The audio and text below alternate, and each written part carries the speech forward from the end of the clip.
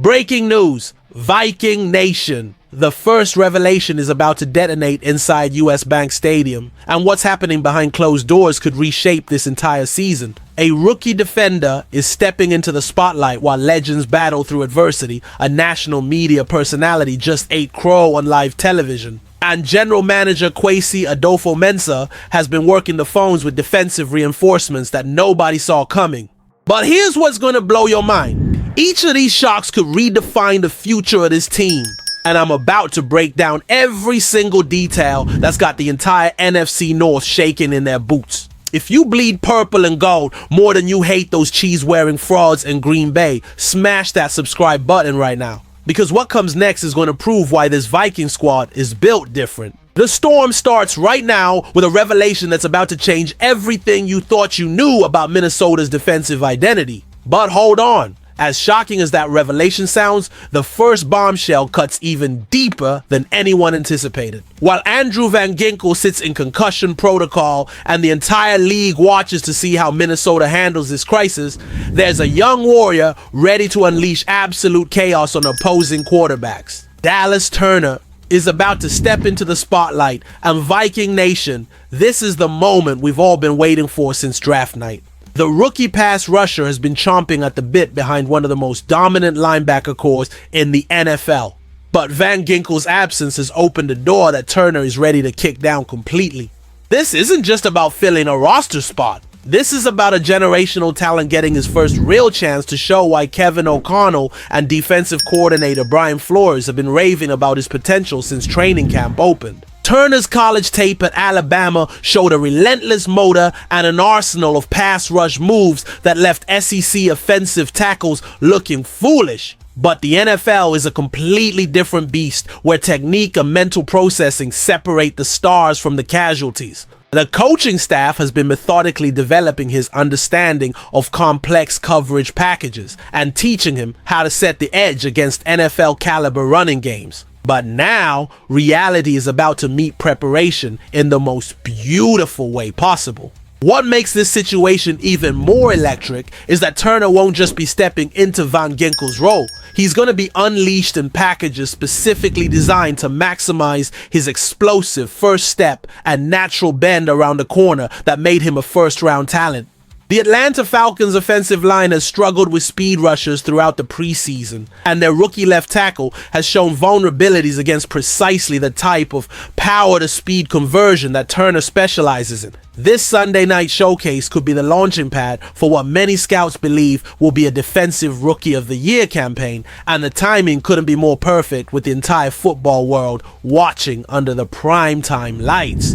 Are you ready to witness the birth of Minnesota's next great pass rushing legend? Do you believe this defense is about to reach another level with fresh blood injecting energy into an already elite unit?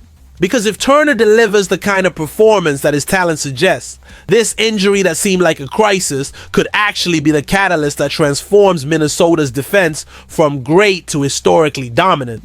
And just when fans thought the injury situation couldn't create more drama, here comes the next bombshell that's going to test every ounce of depth on this roster. The tight end room has been dealing with uncertainty all week, and Josh Oliver's ankle injury has created a ripple effect that's forcing the coaching staff to get creative with their offensive packages. Oliver has been listed as limited throughout the week's practice sessions, battling through discomfort that could significantly impact his mobility and blocking effectiveness against the Falcons' defense that's going to test every aspect of Minnesota's offensive execution. This isn't just about losing a receiving target. Oliver has become an integral part of the Vikings' run-blocking scheme and their ability to create mismatches in the red zone where his size and athleticism give quarterback J.J. McCarthy a reliable safety valve. The timing of this injury creates particular concern because the Falcons' defense has shown improvement in their coverage of tight ends. And having Oliver at less than 100% could force Minnesota to rely more heavily on their wide receiver core in situations where they prefer the versatility that a healthy tight end provides. What makes this situation even more complex is that Oliver's backup options don't possess the same combination of blocking ability and pass-catching skills that make him such a valuable chess piece in Kevin O'Connell's offensive system. Nick Vannett was recently signed to provide depth, But he's still learning the nuances of Minnesota's playbook and developing chemistry with McCarthy that takes weeks to fully establish. The ripple effects extend beyond just the tight end position, because Oliver's potential absence or limited effectiveness could force the Vikings to keep extra offensive linemen on the field, reducing their ability to deploy the multiple receiver sets that have been so effective in stretching opposing defenses. Sunday night's game plan might need significant adjustments if Oliver can't perform at his typical level. And that puts additional pressure on players like Jordan Addison and Jalen Naylor to step up in situations where they haven't gotten extensive reps during the regular season preparation. Can McCarthy and the offensive coaching staff adapt quickly enough to maintain their explosive potential without one of their most reliable weapons?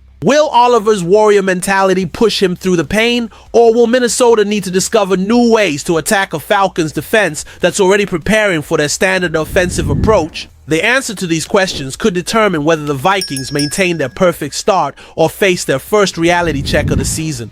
Stay with me, because what comes next will flip the script in ways nobody predicted, and it involves a legend whose presence has defined Vikings football for over a decade. The safety position has been the backbone of Minnesota's defensive identity, but Harrison Smith's illness has created uncertainty that goes far beyond just missing tackles or coverage assignments. Smith has been listed as questionable after missing the season opener, and his absence would rob this defense of its most experienced communicator and the player who serves as the last line of defense when everything else breaks down. This isn't just about replacing a player, it's about replacing a defensive quarterback who has spent 13 seasons reading opposing offenses and making the kind of split-second adjustments that prevent big plays from becoming catastrophic touchdowns. The illness that has kept Smith sidelined represents more than just a physical ailment. It's a disruption to the defensive chemistry that Brian Flores has been building since taking over as coordinator. Smith's ability to diagnose pre-snap reads and communicate coverage adjustments to his teammates has been the foundation that allows Minnesota's aggressive defensive schemes to function without leaving gaping holes in the secondary. Without his veteran presence, younger players like Louis Cine and Josh Metellus are going to be thrust into situations where they need to process information and make decisions at a speed that only comes from years of NFL experience. The psychological impact extends beyond just the defensive backs because Smith's leadership resonates throughout the entire defense, and his absence creates a void that can't be filled simply by plugging in another body. What makes this situation particularly challenging is that the Falcons have shown they can exploit communication breakdowns in opposing secondaries, and their quarterback Michael Penix Jr. has the arm strength to punish defenses that aren't perfectly coordinated in their coverage responsibilities. If Smith can't go or isn't at full strength, Minnesota's defense will need to rely more heavily on their pass rush to create pressure and reduce the time that coverage units need to maintain their assignments. The depth chart shows capable players ready to step up, but replacing Harrison Smith's football intelligence and instinctive playmaking ability isn't something that happens overnight. Do you trust this defense to maintain its elite standard without their most irreplaceable piece? Can the younger safeties rise to meet this moment? Or will Smith's absence expose vulnerabilities that opposing offenses will attack throughout the season? The answers will reveal whether Minnesota's defensive success is built on individual brilliance or genuine system depth that can withstand the loss of even their most important players. But trust me, the story only gets more explosive from here. And the next twist involves a media personality who just delivered the kind of public reversal that proves why J.J. McCarthy's debut performance sent shockwaves throughout the entire football world.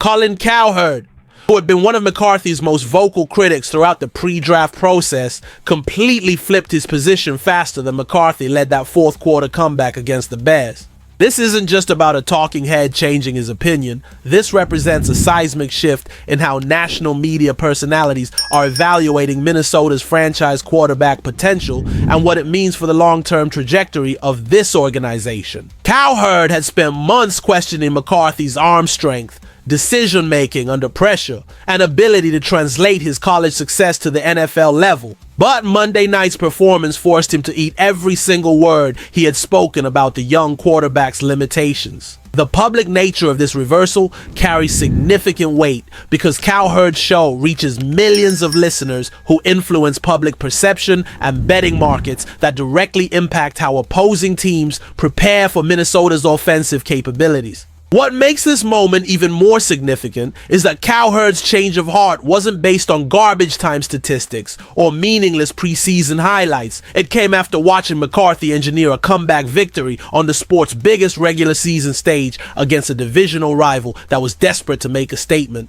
The specifics of what impressed Cowherd reveal exactly why McCarthy's performance was so special. The poise in the pocket during crucial third down situations, the accuracy on throws that required perfect timing on placement, and most importantly, the leadership qualities that allowed him to rally a team that was trailing by multiple scores. This media validation creates momentum that extends far beyond just positive coverage because it influences how other analysts, scouts, and football insiders evaluate McCarthy's development and potential ceiling as a franchise cornerstone. The psychological boost for McCarthy himself can't be underestimated because hearing respected voices acknowledge his abilities provides confidence that translates directly onto the field during high-pressure situations. National recognition also impacts how opposing defensive coordinators game plan against Minnesota because they can no longer dismiss McCarthy as an inexperienced rookie who might crumble under pressure. Are you starting to understand why this media attention represents more than just positive publicity? Can you feel the shift in how the entire football world is beginning to view what Minnesota has built in Minneapolis? Because when respected voices like Cowherd start acknowledging your quarterback's special qualities, it creates a ripple effect that changes everything about how this franchise is perceived and respected throughout the league. And listen closely, because the final revelation might be the most telling indicator of how serious this organization is about building a championship caliber defense that can support McCarthy's development and compete with the elite teams in this conference. The SEAL Minnesota Vikings officially hosted 6 defensive free agents for tryouts. And the names on this list reveal exactly what kind of depth and versatility Kwesi Adolfo-Mensah and the coaching staff believe they need to maintain their defensive excellence throughout a grueling 17-game season. The workout list included Shamar Bartholomew, Brandon Crossley, Jamin Davis, Tyrek Funderburk, Ty Summers, and Sione Takitaki, a collection of players who bring different skill sets and experiences that could address specific weaknesses or provide insurance against future injuries. What makes this move particularly intriguing is that Davis represents a former first-round talent who was selected by Washington in 2021, but has bounced between multiple organizations while searching for the right system fit that maximizes his athletic ability and football intelligence. His journey through the Commanders, Packers, Vikings, and Jets organizations has provided him with exposure to different defensive philosophies and techniques that could make him a valuable addition to Brian Flores' complex scheme that requires versatility and adaptability from every defender.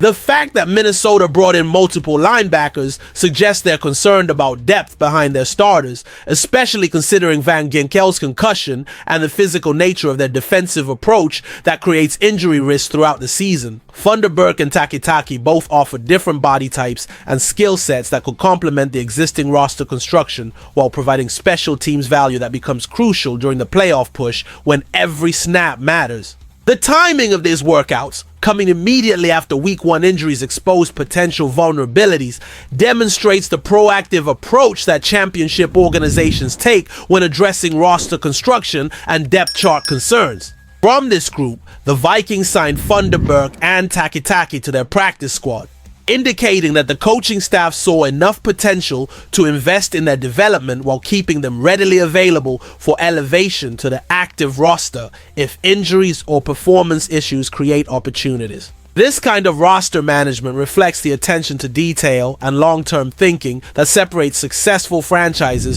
from organizations that scramble to address problems after they become critical weaknesses. Do you appreciate how this front office continues to think 3 steps ahead of potential problems? Can you see why this proactive approach to roster construction gives Minnesota advantages that other organizations don't possess? Because when championship windows open, it's these kinds of behind-the-scenes moves that determine whether teams can sustain excellence or watch opportunities slip away due to preventable depth issues. And if this week felt like an earthquake that shook the foundation of everything we thought we knew about this team's potential, what's coming next could be the aftershock that elevates the entire franchise to heights that seemed impossible just months ago.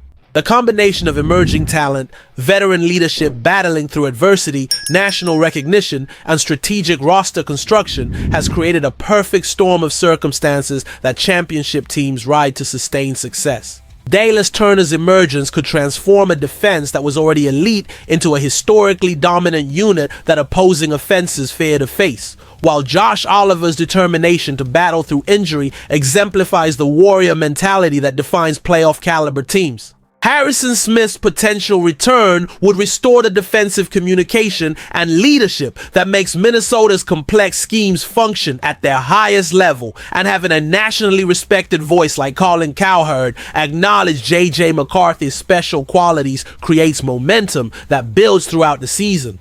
The strategic additions of defensive depth through free agent workouts demonstrates that this organization understands championship windows require constant attention to roster construction and preparation for unexpected challenges. If you believe the Minnesota Vikings are building something special that transcends regular season success and extends into January football, hit that subscribe button and ring the notification bell, because what happens next is going to separate the true believers from the casual observers. Drop a comment below telling me which of these developments has you most excited about where this season is heading, and make sure to share this video with every Vikings fan who needs to understand why this team is different from previous years that failed to meet expectations. The next 72 hours might be the most decisive in this franchise's recent history, and I'll be here breaking down every single development that brings us closer to the championship glory that Vikings Nation has been waiting generations to experience. Stay tuned, because if you thought this was the peak of chaos and excitement, the real avalanche of success is just starting to build momentum, and you won't want to miss a single moment of what promises to be the most thrilling ride in Minnesota sports history.